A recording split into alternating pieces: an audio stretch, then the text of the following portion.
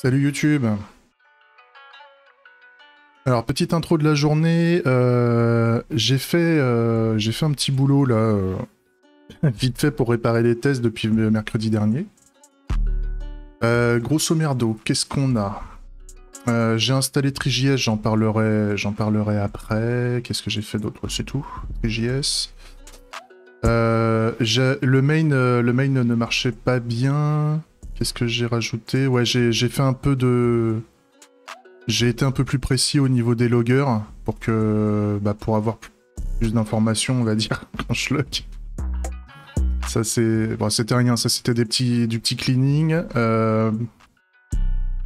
Pareil, là j'ai fait quoi?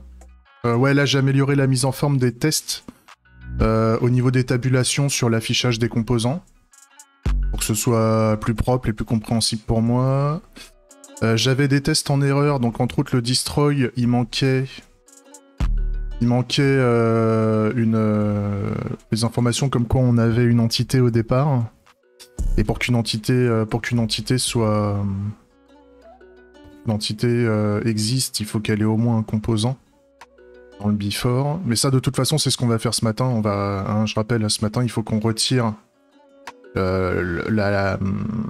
la configuration des composants dans le repository en before. Il faut qu'on le déplace pour que ce soit géré dans le given, en fait. Ça, on va s'en occuper ce matin. Là, pareil, là, j'avais une entité en trop qui servait à rien. Ensuite, le logger. Le logger, c'est rien, c'était justement pour supporter différents types de loggers en termes de type de message. Le logger, en fait, me permet d'afficher ici le type de logger dans le log, là, en bas. Ça m'a permis d'être un peu plus précis. Là, au niveau de l'event bus, on a fait... Ah non, c'est les tests de l'event interactor, donc là, pareil, on a changé les loggings. Et là, j'ai augmenté la valeur du timeout aussi, parce que j'ai fait des tests au niveau de l'event interactor. Parce que je sais plus où est-ce que j'ai ça. Ah, ça doit être ici. Ouais, voilà. En fait, là, j'ai un test où je fais tourner 2000 clients pour se connecter au serveur et ça fonctionne. Hein. En SSE avec 2000 clients, ça fonctionne. Par contre, ça met plus de temps à traiter. C'est principalement lié au fait qu'on log beaucoup dans la console. Et donc, ça ralentit la stack, le fait de loguer. Mais grosso modo, faire du SSE avec 2000 clients, ça encaisse. Hein. Ça encaisse parce qu'en fait, on connecte 2000 clients au serveur. Ensuite, on dit au client et au serveur de s'envoyer des messages. Donc le client et le serveur et les 2000 clients. Et ça marche. Et à la fin, on déconnecte les 2000 clients et on vérifie que le serveur est éteint correctement. Ça c'est fait. Là pareil, on a augmenté les valeurs de timeout. Et là pareil, c'est le nom du logger, donc c'était pas grand chose. Qu'est-ce qu'on a changé d'autre? C'est tout. Ensuite, au niveau des clients interacteurs, là pareil, j'ai amélioré un petit peu les logs, un chouille pour indiquer quel est le client qui est en train de se fermer. J'ai encore beaucoup de trucs à nettoyer, mais c'est rien, ça, c'est pas vilain. C'est pas vilain. Là pareil, là j'ai amélioré un peu les logs.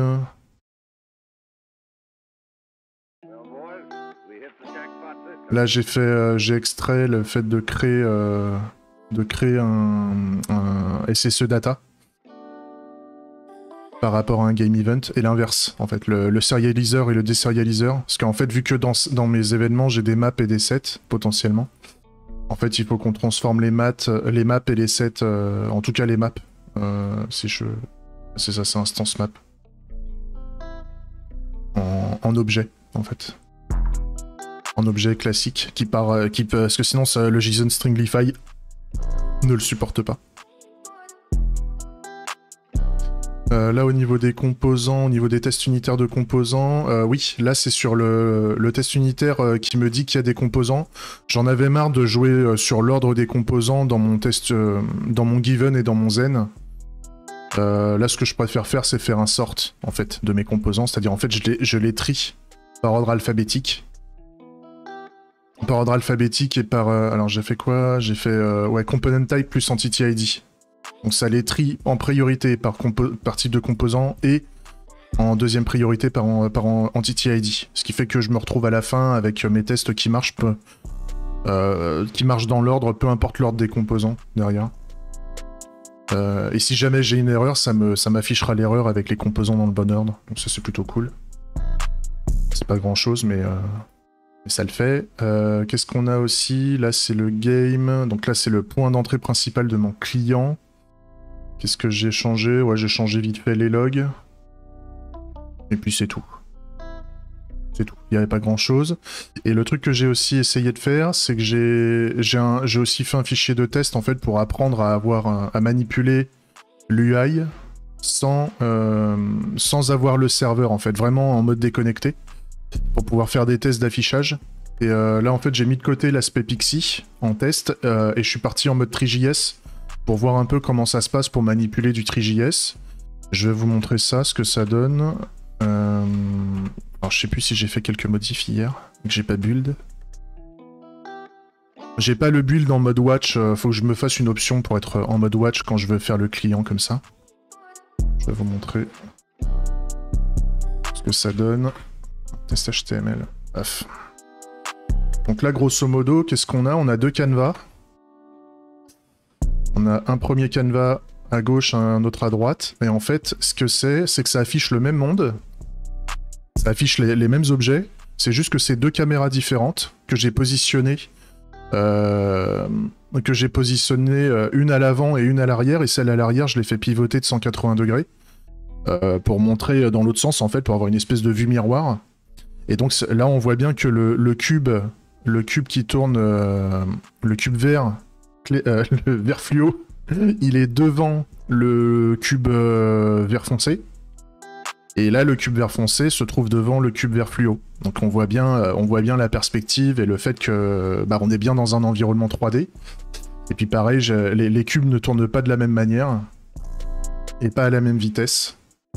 Et donc pour vous montrer ça, je vous montre vite fait comment ça marche. Hein, selon des tutos TreeJS, il y en a plein, mais là c'était l'histoire de voir ce qui se passait avec plusieurs renderers. Donc grosso modo, j'ai un truc qui me permet de créer un renderer et qui me l'ajoute dans le DOM, justement. Qui me l'ajoute dans le parent. Tac tac tac. Là je peux créer un cube. Donc le cube je lui donne une ID, une couleur et une position dans un environnement en 3D. Et derrière ça me fait un cube d'une taille fixe de 1 sur 1 sur 1. Ensuite là je peux créer une caméra. La caméra pareil je lui donne une ID, une position et je lui dis vers quoi regarder, vers quelle position regarder. On peut faire ça dans TreeJS. Ça c'est plutôt cool. Quand on veut pas se faire chier à piloter la caméra, on peut lui dire de regarder vers telle position ou tel objet même. On peut même prendre l'objet, hein, mais là, de toute façon, à partir d'un objet, on peut obtenir la position d'un mesh. Ils appellent ça un mesh dans TreeJS. Et donc, grosso modo, ça c'est OK. Là, on peut créer une scène. Et dans la scène, je rajoute les meshs que j'ai créés. Et ensuite, j'ai une fonction d'animation qui, grosso modo, à chaque... Enfin, je peux régler les FPS, d'ailleurs. C'est pour ça que là, j'ai mis quoi en FPS? J'ai mis 60. Si vous voulez, je peux même réduire. Juste pour vous montrer, en fait, que si j'ai des problèmes de perf, en fait, je peux brider les FPS, là, à 24. Je refais un build. Et là, normalement, on a moins de FPS. On va voir, c'est un peu moins fluide.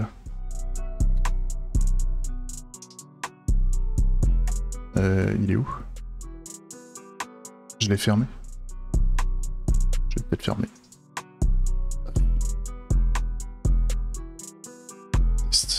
Voilà, donc là on voit ça. Il y a un effet un peu plus thromboscopique. Parce que 24 images par seconde, ça manque. Enfin, c'est ce que nous on peut voir, mais ça fait manquer un peu de fluidité. Mais grosso modo, ça marche bien. Qu'est-ce que j'ai fait d'autre? Et puis c'est là où on instancie le tout en fait. Donc là, je crée mes cubes, je crée mes caméras, je crée mes renderers, je crée ma scène. D'ailleurs, ma scène, je peux la mettre avant pour dire que je crée mes assets. Et ensuite, je m'occupe du rendering. Et après, j'ai la fonction d'animation. Et la fonction d'animation, en fait, j'ai fait aussi un rotate object. Et grosso modo, là, je peux choisir l'ID de mon... Je peux choisir l'ID de l'objet que je crée, et donc après, moi, au niveau de ma scène, je fais un getObjectByName qui me permet de... Ça me fait un repository d'objets, en fait. Et après, bah, j'incrémente la position de, enfin, le vecteur de rotation de mon objet avec le vecteur de rotation que je donne. Et donc c'est pour ça, là, j'ai mis différents vecteurs. Donc ça marche plutôt pas mal. Ça me permet de voir ce qui se passe un peu en utilisant une lib en 3D. Mais bon, c'est un peu en avance de phase parce que j'en suis pas là. Mais bon, on voit que ça fonctionne. Puis quand on est raisonnable, quand on est raisonnable au niveau des FPS et au niveau des assets, au niveau performance, ça consomme que dalle. Ce qui est plutôt cool. Donc voilà. Et là, il me semble que j'avais fait une résolution merdique. Ouais, la résolution des caméras, et c'est pour ça que c'est assez pixelisé. C'est parce qu'en fait, là, si je fais un mec caméra, on voit que là j'ai mis une taille de caméra, en fait, une taille de capture qui est toute petite. C'est pour ça que c'est assez pixelisé. En fait, je suis en 100 par 150 en termes de capture de caméra. C'est pour ça qu'on voit, on peut voir pas mal les pixels, en fait, de tout ça. Voilà, j'ai fait le tour. Sinon, donc ce qu'on fait aujourd'hui, c'est qu'on attaque donc dans nos tests là, on va transformer les before, les tests en before. Je remonte événement, paf, paf. Là, toutes les configurations en before, en fait, je vais faire en sorte que ce soit le given qui s'occupe de configurer le repository. Donc ça va être cool. Ça va prendre un peu de temps, hein, parce qu'il y a beaucoup de tests, en fait, où c'est fait comme ça, donc bah, le changement va prendre un petit peu de temps. Parce que chaque test a sa propre petite configuration initiale. Mais une fois que c'est fait, c'est cool, parce que les tests vont être beaucoup plus simples à gérer.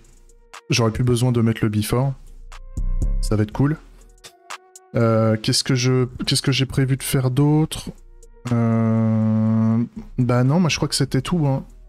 Je crois que c'était tout, et en fait la suite en fait c'est qu'on va commencer à rajouter du feedback en fait. Déjà on va peut-être passer en mode 3D justement. On va peut-être abandonner la 2D pour passer en 3D et une fois que ça sera fait, on va aussi rajouter les notifications. On va faire un panel, on va faire un petit panneau là par exemple sur le côté. Avec, dès qu'il y a une notification, ça va rajouter une ligne avec la notification en cours. Comme ça, on pourra comprendre un peu plus le jeu. Ouais, ça va être pas mal. Allez, c'est parti. Bisous YouTube.